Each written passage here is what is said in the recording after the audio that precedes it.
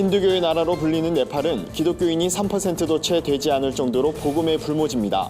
한 번도 복음을 접하지 못한 네팔인들이 모여 하나님을 찬양하는 곳이 있어 취재했습니다.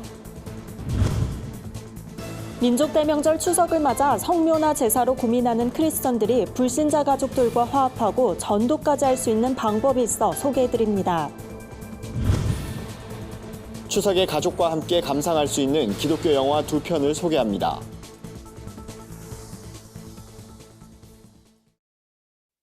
안녕하십니까. 구티비 뉴스입니다. 힌두교도가 전체의 80%를 차지하는 나라 네팔은 복음에 불모집니다. 기독교 인구는 3%도 채 되지 않는데요. 태어나 단 한 번도 복음을 듣지 못한 이들이 취업을 위해 한국에 들어와 하나님을 만났습니다. 구티비 특별기획 한국에서 만난 하나님 5번째 시간으로 네팔인들에게 쉼터를 제공하면서 복음도 전하는 네팔 노동자 교회에 다녀왔습니다. 박은결 기자입니다. 취업을 위해 국내로 들어온 네팔인들은 직장을 구하기 전까지 지낼 곳이 마땅치 않습니다. 게다가 3개월 이내에 취업이 되지 않으면 고국으로 돌아가야 합니다.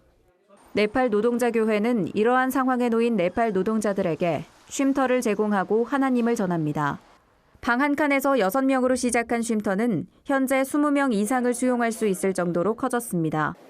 교회에 가면 숙소와 식사를 제공해준다는 소식에 자연스레 모여든 네팔인들은 짧게는 일주일, 길게는 서너 달 머무르며 복음을 듣습니다. 브라마, 비스누, 시바 등 다양한 신들이 공존하는 힌두 문화에서 자란 네팔인들이 하나님을 유일신으로 받아들이기는 쉽지 않습니다.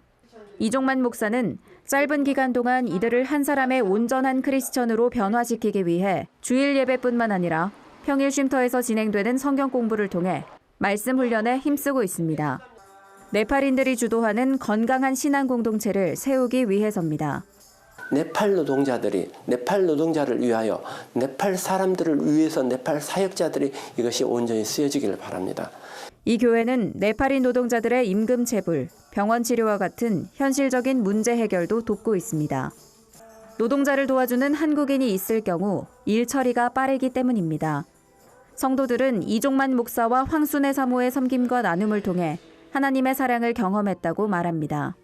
어렵게 구한 직장을 과감히 내려놓고 목표의 길을 가기로 결단한 성도도 있습니다. त्यसपछि छोरी चाहिँ निको भयो उहाँ चाहिँ विश्वासी हुनुहुन्थ्यो काम गर्दै जाँदाखेरि चाहिँ मैले आफ्नो देशको मान्छेहरूलाई परमेश्वरको वचनहरू सिकाउन र एकदम दुःख पीडामा समस्या भएको मान्छेहरूलाई सहायता गर्न दुईटा कामहरू गर्नका लागि त्यसपछि मैले बाइबल कलेजमा पढ्ने खालको विचारहरू मैले गरेँ। परमेश्वरलाई चिन्नुभयो भने पनि चिन्दैछु, बुझ्दैछु, जाँदैछु यहाँ बसेर अब अरूलाई सहयोग गर्ने, अरूको दुःखमा साथ दिने, अरूको कुराहरू बुझ्ने अनि आफूलाई दुःख परेर पनि अरूलाई साथ दिने, अरूलाई दुःखमा सहयोग गर्ने त्यो यहाँ भएको विश्वासीहरूलाई देखेर त्यसरी चाहिँ परमेश्वरमा अझै विश्वास गर्दा राम्रो होला भन्ने. 삶 속에서 살아계신 하나님의 사랑을 전하는 네팔 노동자 교회. 이곳에서 더 많은 영혼이 말씀으로 훈련받고 고향에 돌아가 가족과 동료들을 변화시키는 복음의 씨앗이 되길 소망합니다. 구티비 뉴스 박은결입니다. 온 가족이 모이는 추석은 민족 대명절이지만 성묘나 제사로 고민하는 크리스천이 많습니다. 이러한 불편한 상황을 슬기롭게 대처하는 동시에 전도도 할 수 있는 방법이 있어 눈길을 끕니다. 스몰 토크는 제사 음식 등을 준비하는 시간을 통해 가족들에게 내가 만난 하나님에 대해 간결하게 전하는 대화법입니다. 좋은 소식을 가진 가족에게는 하나님이 좋은 은사를 주셨다고 칭찬하고 힘든 사정에 처한 가족에게는 기도할 때 하나님이 기억할 것이라고 위로를 전하는 겁니다.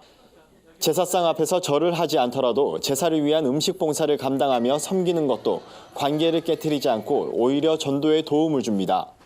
외신대 김선일 교수는 친밀한 대화와 가족 간의 신뢰 속에서 예수 그리스도의 복음을 전할 기회가 올 것이라며 가족들과 만남을 즐기는 것이 바로 복음 전도의 시작이라고 전했습니다.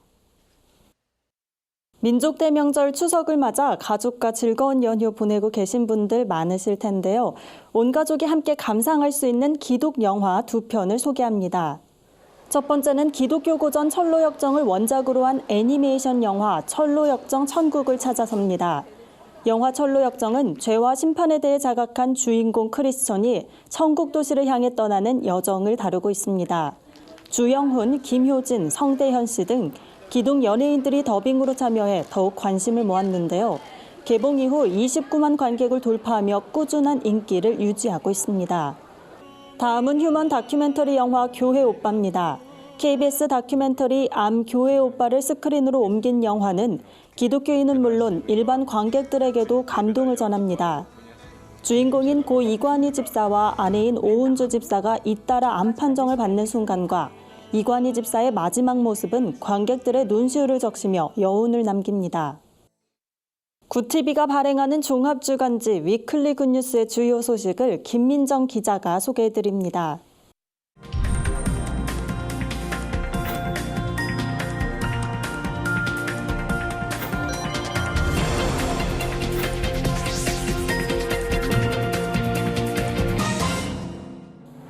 이번 주 주요 뉴스 브리핑입니다.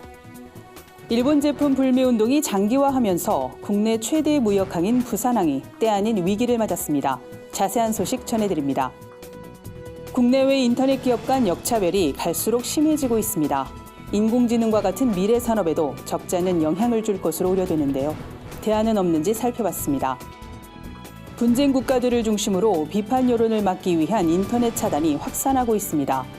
중국은 자국의 인터넷 검열 시스템을 권위주의 국가들에게 전수하고 있는 것으로 알려졌는데요. 구체적인 실태를 짚어봅니다. 죽음까지 생각했을 정도로 고통스러웠던 상황을 딛고 봉사로 새 희망을 찾은 신웅선 씨의 특별한 사연을 들어봤습니다. 일본의 경제보복 조치로 촉발된 노 아베의 재팬 열기가 갈수록 고조되는 분위기입니다. 일본 제품 불매 운동이 장기화하면서 일본 관광업계는 직격탄을 맞았습니다. 그 불똥이 우리나라에도 튀었는데요. 바로 국내 최대의 항만을 갖춘 부산항입니다. 일본 관광이 급감하면서 부산국제여객터미널의 이용객 수가 현저히 줄었습니다. 뿐만 아닙니다. 컨테이너 물동량도 감소하고 있습니다. 여기엔 미중 무역전쟁의 영향도 작용했는데요. 부산항의 환적 화물의 절반이 미국과 중국을 오가는데 미국의 추가 관세 부과로 화물이 줄면서 물동량의 초비상에 걸린 겁니다. 위기의 부산항, 해결책이 시급합니다. 국내외 인터넷 기업 간의 역차별이 심해지면서 대책 마련을 요구하는 목소리가 높습니다.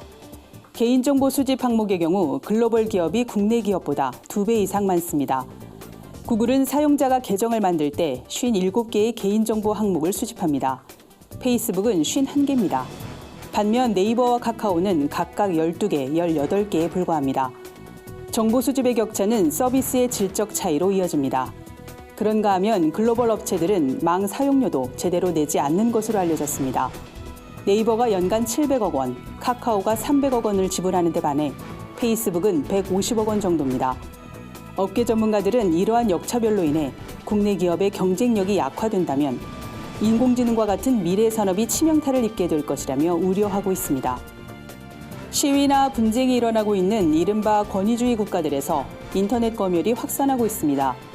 최근 러시아와 인도, 미얀마, 인도네시아에선 정부가 자국의 시위와 분쟁을 막기 위해 특정 지역의 인터넷을 차단하는 조치를 취했습니다.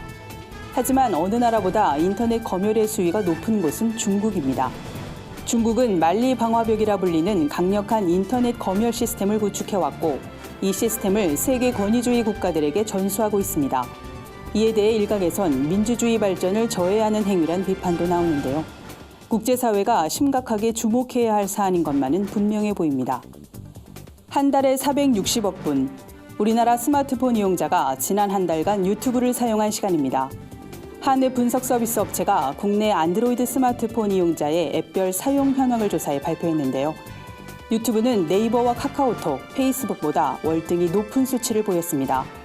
특히 10대의 사용 시간이 가장 길다는 점, 또 50대 이상의 사용 시간이 30, 40대보다 길다는 점은 시사하는 바가 큽니다. 유튜브에 빠진 한국, 이대로 괜찮을까요? 지금까지 위클리 뉴스 브리핑이었습니다. 오늘의 사회 이슈를 박재현 기자가 종합해드립니다. 오늘의 이슈 포커스입니다. 지난달 금융권의 가계대출이 6조 원가량 증가했습니다. 올해 들어 지난달까지 가계대출 증가 규모는 지난해 같은 기간보다 16조 원 가까이 적었습니다. 금융위원회, 한국은행, 금융감독원에 따르면 8월 금융권 가계대출은 6조 3천억 원이 늘었습니다. 증가폭은 작년보다 3천억 원이 작았고 전월보다는 6천억 원 커진 겁니다. 한은 관계자는 기준금리 인하가 가계대출 증가에 영향을 미치긴 하지만 기본적으로 주택거래에 따른 대출 수요에 영향을 받은 것으로 보인다고 말했습니다. 국내 A형 간염이 20대에서 40대를 중심으로 확산하고 건강관리에 비상이 걸렸습니다. 질병관리본부는 A형 간염 유행 원인으로 지목된 조개젖의 섭취 중단을 권고하고 항체 양성률이 떨어지는 20대에서 40대는 예방접종을 통한 면역 획득이 필요하다고 권고했습니다.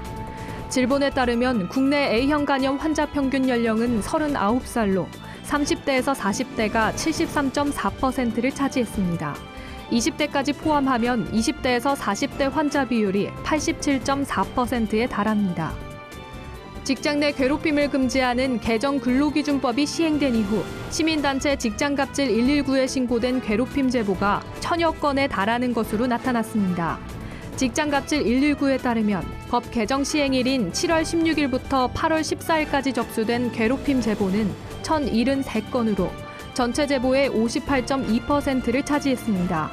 이 단체가 받은 괴롭힘 제보는 고용노동부가 7월 16일부터 8월 16일까지 접수한 괴롭힘 진정보다 약 2배가량 많은 것으로 나타났습니다. 구티비 뉴스 박재현입니다. 글로벌 선교 방송단과 함께하는 교계 소식 전해드립니다. 미국 오아시스 교회 박준호 교회 기자가 보내온 소식입니다. 굿네이버스 USA 본부는 지난 5일 CCM 가수 김수지 씨의 나눔대사 위촉식을 가졌습니다. 부의 납학 시 본부 사무실에서 가진 위촉식에서 김 씨는 UC 버클리에서 공부 때문에 음악 사역을 잠시 내려놓았는데 2017년 가을 다시 사역을 재개하면서 나눔대사로 활동하게 됐다고 말했습니다. 김수지 씨는 앞으로 나눔 콘서트로 1:1 아동결연 후원자 모집 사역을 하게 됩니다. 일주일간의 예배를 통해 대한민국의 부흥을 꿈꾸는 홀리위크가 내달 10주년을 맞는 집회를 개최합니다. 7일 대전 충남대학교를 시작으로 청년과 청소년, 문화사역자 등을 위한 컨퍼런스가 진행됩니다. 마지막 집회인 위 페스티벌은 복음, 거룩, 부흥이란 주제로 서울광장에서 열립니다. 홀리위크는 평양 대부흥운동, 엑스플로 74 대회 정신을 잇기 위해 지난 2010년 처음 시작됐습니다. 기독교 환경운동연대와 한국교회 환경연구소가 오는 19일부터 한 달간 제2회 생태설교 에세이 공모전을 진행합니다. 공모전은 창조의 숨결을 노래하라는 주제로 설교문과 시, 에세이 등 3개 부문으로 나눠 진행됩니다. 목회자뿐 아니라 어린이와 청소년 등 전국교회 구성원이라면 누구나 참여할 수 있습니다. 이상으로 뉴스를 마칩니다. 구티비 뉴스는 인터넷 신문 데일리 굿뉴스를 통해서도 보실 수 있습니다. 시청해주신 여러분 고맙습니다.